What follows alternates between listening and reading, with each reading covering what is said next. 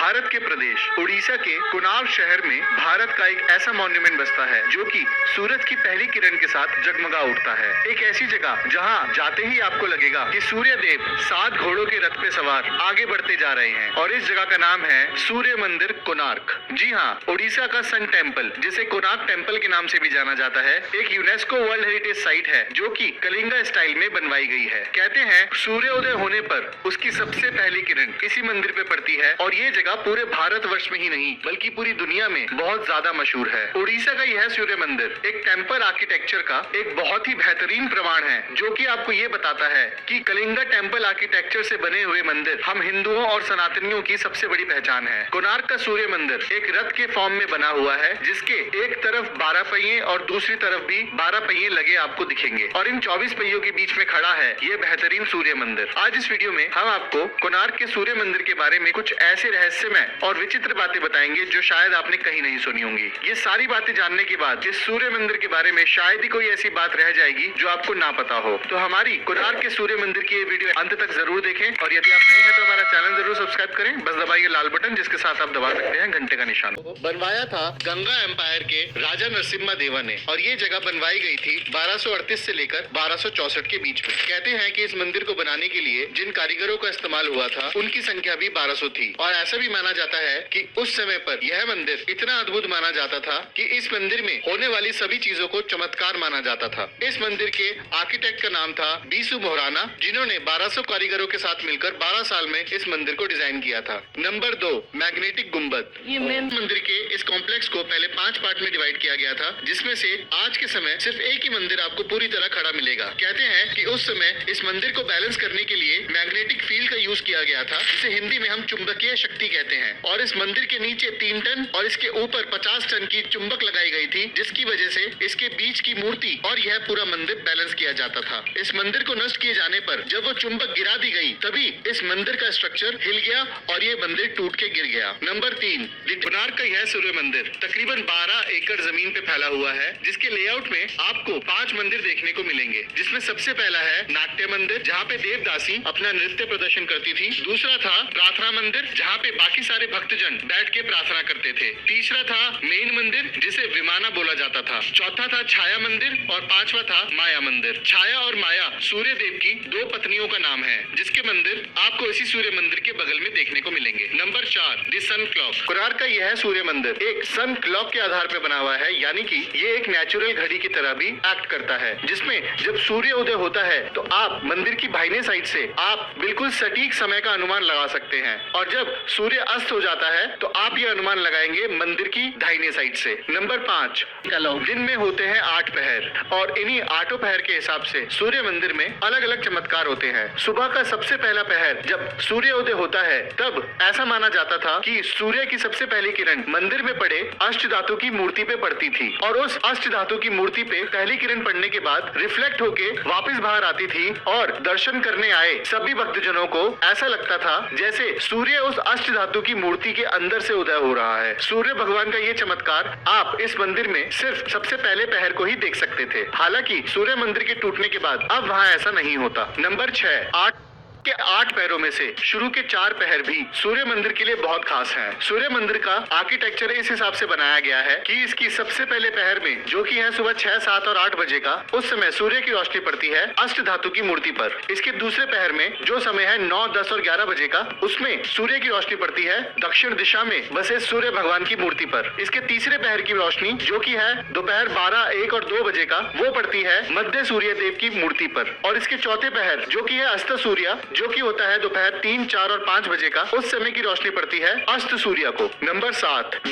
पूरे सूर्य मंदिर के लेआउट में आपको 3 एंट्रेंस देखने को मिलेंगी, जिसमें इसकी सबसे मेन एंट्रेंस है ईस्ट साइड में और बाकी 2 एंट्रेंस है साउथ साइड में और नॉर्थ साइड में। कहते हैं कि सूर्य मंदिर का लेआउट वास्तु के हिसाब से बना हुआ है, जिसमें साउथ ईस्ट साइड पे आपको उसका किचन और पानी का कुआं मिलेगा। इसके साउथ गेट पे, जिसका नाम है अशोक गेट, माना जाता है कि ये एक ज्ञान का गेट होता है और इसका नॉर्थ गेट है हाथी पोल यानी कि हाथी गेट, जिसे धन यानी कि ट्रेजरी का गेट माना जाता है। और हाथी पोल के पास भी आपको एक कुआं देखने को मिलेगा। ये पूरा लेआउट वास्तुशास्त्र के हिसाब से डिजाइन किया गया है। नंबर 8, जब भी आप किसी हिंदू मंदिर के दर्शन करने जाएंगे, आपको उस हिंदू मंदिर के गेट पे एक द्वारपाल की मूर्ति जरूर खड़ी मिलेगी। जैसे कि शिव जी के मंदिर के सामने नंदी जी की मूर्ति होती है और किसी भी माता के मंदिर के सामने शेर या हाथी की मूर्ति होती है, ऐसे ही कोणार्क के सन टेम्पल के सामने आपको जो द्वारपाल की मूर्ति मिलेगी, उसमें आपको 3 प्रतिमाएं देखने को मिलेंगी, जिसमें पहली प्रतिमा होती है एक इंसान की, दूसरी होती है शेर की और तीसरी होती है हाथी की। कहते हैं जिन्होंने सूर्य मंदिर को बनवाया था उन राजा का नाम था राजा नरसिंह देव और उन्हीं के नाम पे इस द्वारपाल को बनाया गया है, जिसमें सबसे पहला है नर यानी कि इंसान, दूसरा है सिंह यानी कि शेर और तीसरा है हाथी यानी कि देव। नंबर 9,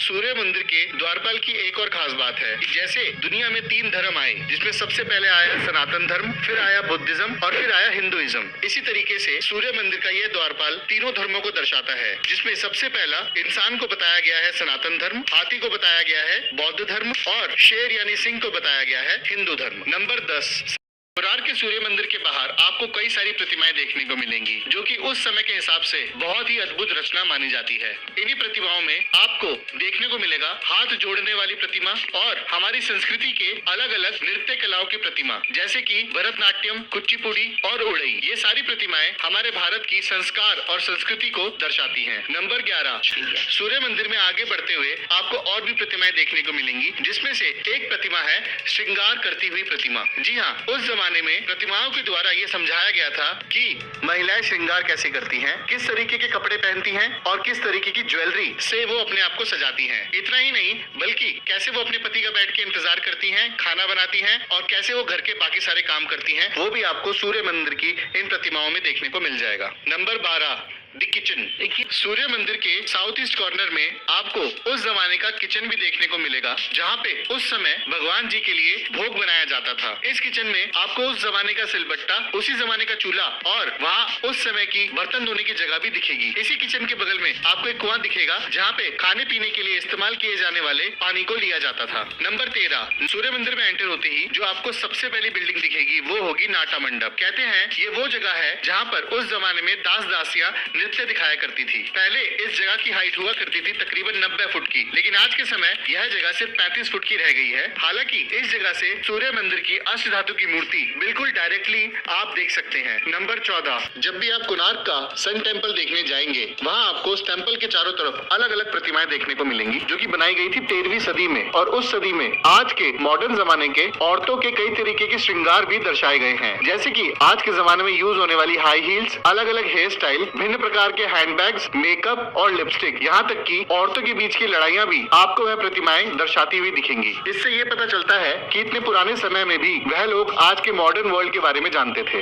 नंबर 15, जब भी आप सूर्य मंदिर देखेंगे तो आपको वह पूरा सूर्य मंदिर एक रथ की तरह नजर आएगा, जहाँ पर आपको दिखेंगे सूर्य मंदिर के सामने की तरफ बने हुए 7 घोड़े। जी हाँ, ये 7 घोड़े सूर्य भगवान के 7 घोड़ों के रथ को दर्शाते हैं। सूर्य मंदिर के ये 7 घोड़े खींच रहे हैं 24 पहियों का वो रथ, जिसमें सूर्य भगवान विराजमान है, जिसके 12 पहिए दाईं तरफ और 12 पहिए बाईं तरफ स्थित हैं। और ऐसा लगता है कि यह 7 घोड़े सूर्य भगवान का यह रथ खींच रहे हैं। हालांकि क्योंकि सूर्य मंदिर काफी सारी जगहों से टूट चुका है, इसलिए आप ये 7 के 7 घोड़े इस समय वहाँ नहीं देख पाएंगे। नंबर 16, सारथी।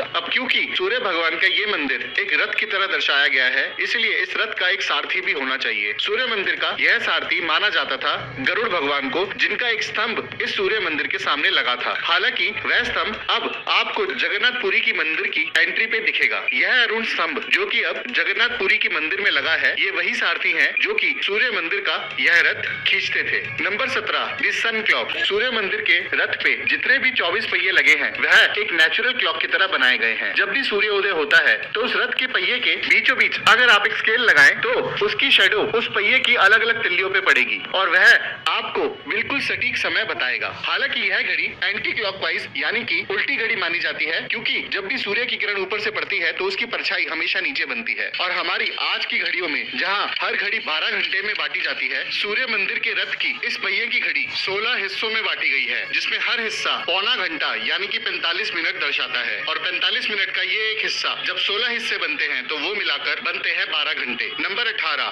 जीवन चक्र। सूर्य मंदिर के इन्हीं पहियों में आपको अलग अलग कारीगरी देखने को मिलेगी, जिनमें से एक कारीगरी है जीवन चक्र, जिसमें बताया गया है कि आप दिन के 8 पहर कैसे बिताते हैं। जिसमें सबसे पहले आप सुबह उठते हैं, अपनी सुबह का नहाना धोना करने के बाद शिकार पे निकल जाते हैं। फिर जब आप वापस आते हैं तो आपकी घर की महिलाएं सज धज के आपका इंतजार करती हैं और फिर आप सो जाते हैं। यही जीवन चक्र सूर्य मंदिर के इन्हीं पहियों में दर्शाया गया है। नंबर 19, अशोक द्वार।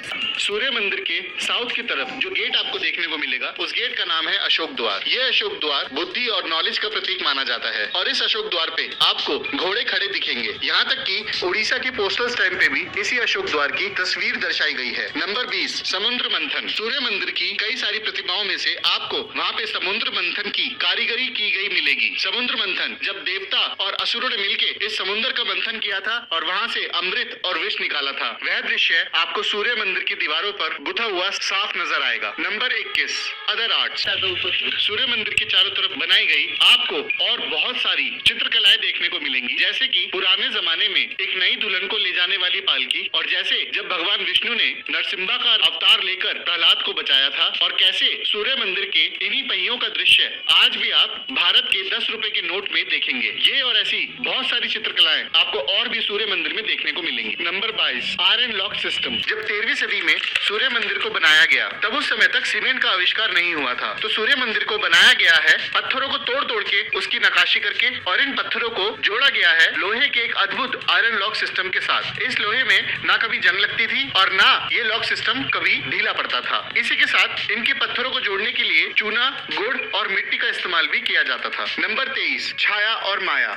सूर्य मंदिर के पीछे वाले हिस्से में आप दो और मंदिर की स्थापना देखेंगे, जिसमें सबसे पहला मंदिर है छाया देवी का और दूसरा मंदिर है माया देवी का। यह दोनों सूर्य भगवान जी की पत्नी मानी जाती हैं। कहते हैं जहाँ रोशनी होगी वहाँ छाया और माया तो जरूर होगी। छाया जिसे सूर्य भगवान का प्रतिबिंब माना जाता है और माया जिसे सूर्य भगवान का प्रतिरूप माना जाता है। इन दोनों देवियों के मंदिर आज भी सूर्य मंदिर के पीछे स्थित हैं। नंबर 24, कमल, शंख और सूर्य। ओडिशा के यह 3 शहर और यह 3 मंदिर को मिला के बोला जाता है यहाँ का गोल्डन ट्रायंगल, जिसमें हर मंदिर का अपना खास डिजाइन भी मौजूद है। कोणार्क का यह सूर्य मंदिर में आपको डिजाइन दिखेगा कमल का, पुरी के जगन्नाथ मंदिर में आपको डिजाइन दिखेगा शंख का, और भुवनेश्वर के लिंगराज मंदिर में आपको डिजाइन दिखेगा सूरज का। और यह तीनों मंदिर और शहर मिला के बनाते हैं उड़ीसा का the golden triangle. Number 25, temples door. सूर्य मंदिर की मेन एंट्री में जो दरवाजा लगा था वह आज के समय तो टूट चुका है, लेकिन वह टूटा हुआ दरवाजा आप सूर्य मंदिर के सामने रखा देखेंगे। इस दरवाजे की सबसे खास बात ये थी कि बिना बिजली और बिना टेक्नोलॉजी के उस समय यह दरवाजा ऑटोमेटिक खुलता